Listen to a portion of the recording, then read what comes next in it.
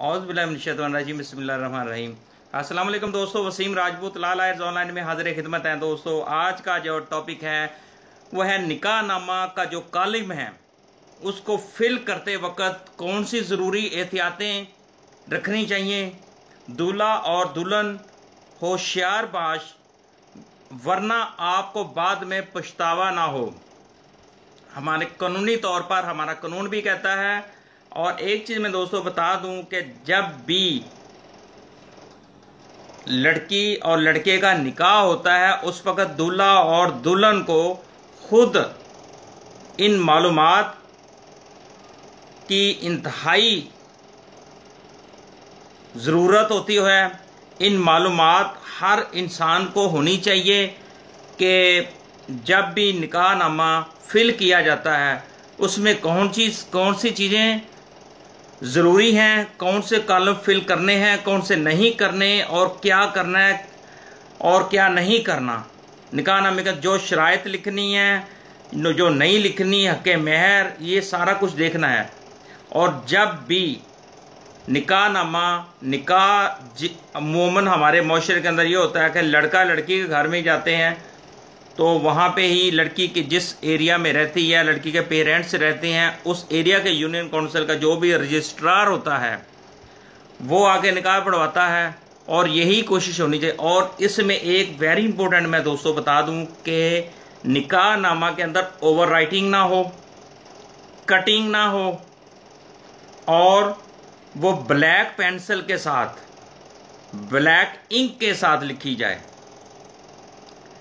और बार बार over writing करने से इज्तनाब किया जाए। रजिस्ट्रार को चाहिए कटिंग ना करे। अगर वो कटिंग करता है उसमें डिफरेंस किस्म की प्रॉब्लम्स पेश हो जाती हैं। खुदा न खाता, अल्लाह ना करे कि लड़की और लड़के की बाद में आपस में लड़ाई हो जाती है, दोनों फैमिली के अंदर डिस्प्यूट पैदा हो जाते हैं। बाद में वो जो कटिंग हुई होती हैं, जो ओवर राइटिंग की गई होती है, वो फिर बाद में बड़ी प्रॉब्लम्स पेश आती हैं। दूल्हा के लिए भी, के फैमिली के लिए भी, और दुल्हन की फैमिली के लिए भी ये प्रॉब्लम्स पेश आ सकती हैं। क्योंकि इस तरह के हमारे पास बेतहाशा केसेस हैं जिसमें लड़की लड़का दोनों की आपस में वो इन्होंने इतनी तो जो दोनों फैमिलियों नहीं दी, आपस में डिस्प्यूट हो गया, लड़ाई हो गई। तो फिर होता क्या है कि लड़की वालों ने क्या दिया जी, इसमें तो मेरा 20 तोले सोना वो लड़की वालों की तरफ से लिखा गया था, और जो कि लड़के वालों के पास है, घर लिखा हुआ था, ज़मीन लिखी हुई थी। ये इस तरह की चीज़ें वो बाद में प्रॉब्लम्स क्रिएट हो सकती हैं। फिर वो क्या होता है कि फिर वो लड़की वाले भी अदालत चल पड़ते हैं और लड़के वाले भी अदालत को चल पड़ते हैं। वो अपनी ही प्रॉब्लम्स जो होती है बताना शुरू कर देते हैं, जनाब हमने इतना हक़ मेहर दिया या नहीं दिया, गैर मोजल इतना था, मोजल इतना था। दूल्हा और दुल्हन निकाह नामा पढ़ें और इजाज़त दें। और कोशिश ये होनी चाहिए कि निकाह रजिस्ट्रार इलाके का हो, जिस इलाके में निकाह हो रहा है लड़का लड़की के घर, उसी ही इलाके का रजिस्ट्रार भी होना चाहिए। ये ना हो कि निकाह इधर हो रहा है और शमाल और मगरब का, यानी कि उधर से उठा लेंगे या किसी दूसरे मोहल्ले का रजिस्ट्रार उठा के ले आएँ। ये बाद में बड़ी प्रॉब्लम्स क्रिएट होती हैं। तो फिर बाद अल्लाह ना करे ये डिस्प्यूट की सूरत में ये मामलात सामने आ जाते हैं। और मुकम्मल ख्याल ये रखा जाए कि फिल फार्म जो निकाह नामा है उसको फिल करते वक्त बार बार बता रहा हूँ ओवर राइटिंग ना हो। अक्सर ये हमारे माशरे में होता है कि लड़का लड़की वाले जो होते हैं वो ये होता है कि उनका लड़का जो होता है वो कहता है जी मैं कुंवारा हूँ। वो निकाह नामा में वो ना लड़की वाले और लड़के दोनों कोई भी इस चीज़ को नहीं देखता।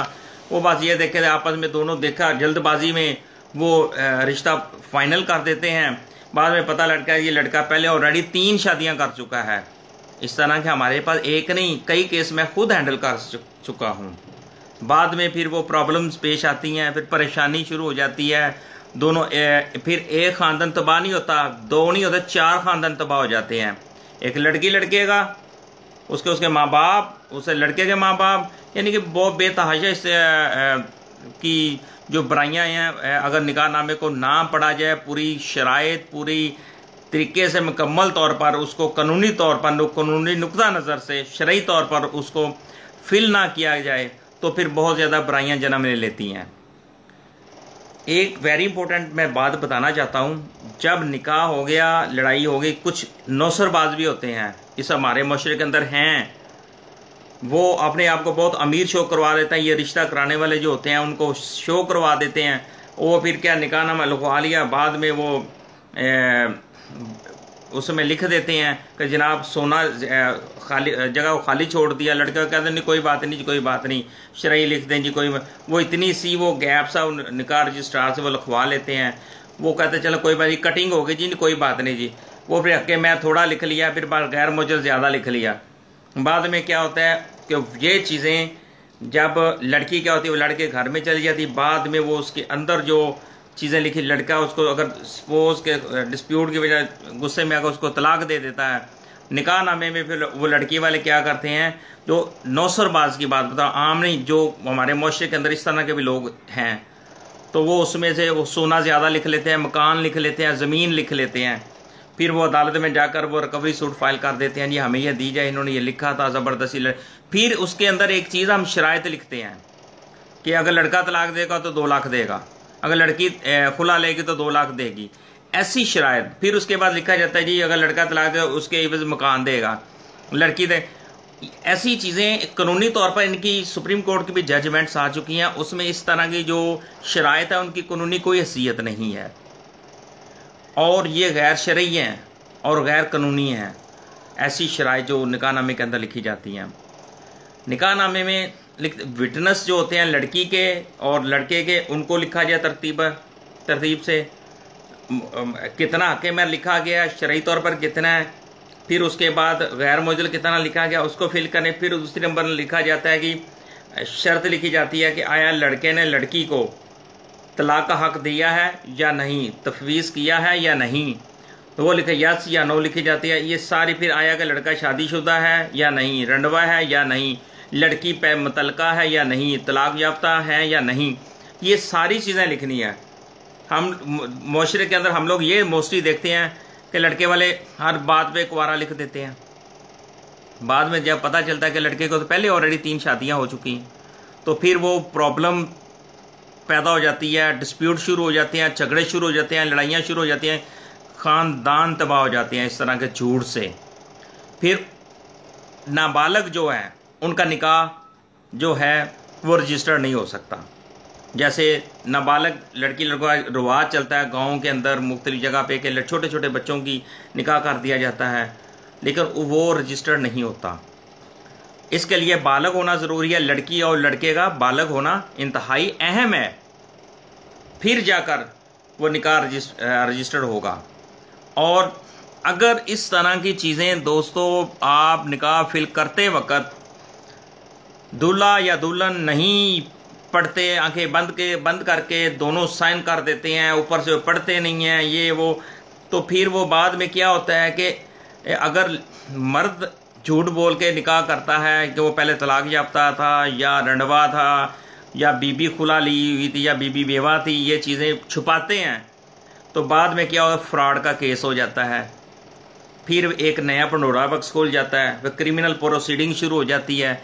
ये सभी माँ बाप को भी चाहिए कि ये चीज़ें जब फिल होती हैं इसको देखें, कटिंग से बचाएं, ब्लैक स्याही से लिखें।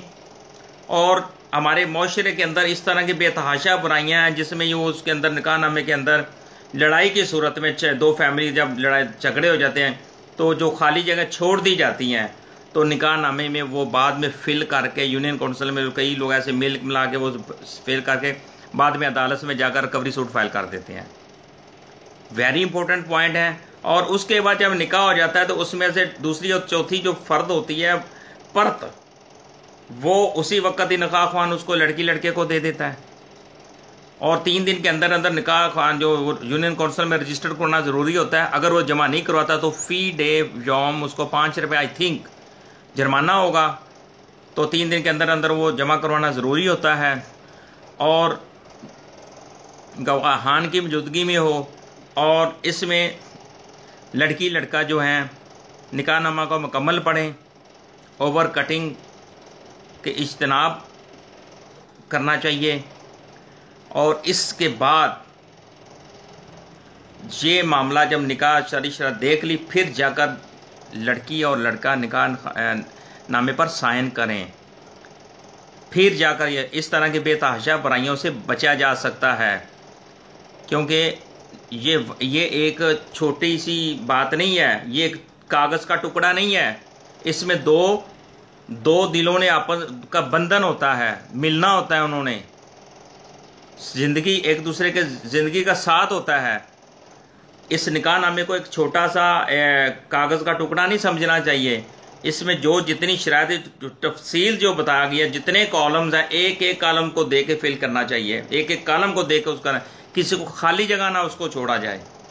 ये चीज़ें इंतहाई अहम हैं। ये मेरा लेक्चर देने का मकसद ये था कि हमारे माशरे के अंदर इस तरह की बेतहाशा बुराइयाँ जन्म ले रही हैं। जब लड़की और लड़का मियाँ बीवी के आपस में लड़ाई हो जाती है तो बाद में निकाह खाने के अंदर काफ़ी ज़्यादा फॉर्जरी हो जाती है, उसमें कुछ चीज़ें ऐड की जाती हैं मिल मिला के, यूनियन कौंसल से, रजिस्ट्रार से। तो ये सारा कुछ देखना ज़रूरी है। अगर इन सारी चीज़ों का, इसलिए कहा गया दूल्हा और दुल्हन होशियार बाश, इनको इस चीज़ से ज़रूरी है ये चीज़ें देखें और आंखें बंद करके ये ना कि बस जल्दी जल्दी शादी हो, बस लड़की को लूँ मैं जल्दी मैं दौड़ूँ, अंगूठा लगाऊँ, साइन करूँ और विटनेस से शादी, खाना खाया, दौड़ने की। नो, ये ज़रूरी चीज़ें हैं। ये हमारे माशरे के अंदर काफ़ी चीज़ें इसके अंदर हम इस चीज़ को डिनाई कर देते हैं, इग्नोर कर देते हैं, छोड़ देते हैं। तो बस जल्दी वो करके बाद में ये पछतावा, ये बाद में फिर पछतावे का स्वाब फिर कुछ नहीं होता। वही आप क्या पछताए क्या हो जब चिड़ियाँ चुगी खेत। तो जब ये चीज़ की जाए तो उसको मुकम्मल ध्यान से और कानूनी तौर पर, शरई तौर पर उसका निकाह नामे के जो कॉलम्स हैं उनको फिल किया जाए, पुर किया जाए और निकाह ख्वान इलाके का होना इंतहाई ज़रूरी है। तो क्योंकि ये चीज़ें जो मेरा मकसद था, ताकि हम इन चीज़ों को इग्नोर कर देते हैं। मुझे अपनी दुआओं में याद रखिएगा। जैसे जैसे मुझे कोई इल्म की बात, कोई कानूनी बात, कोई शरई बात तो मुझे आएगी तो मैं दोस्तों तक पहुँचाऊँगा। अस्सलामु अलैकुम।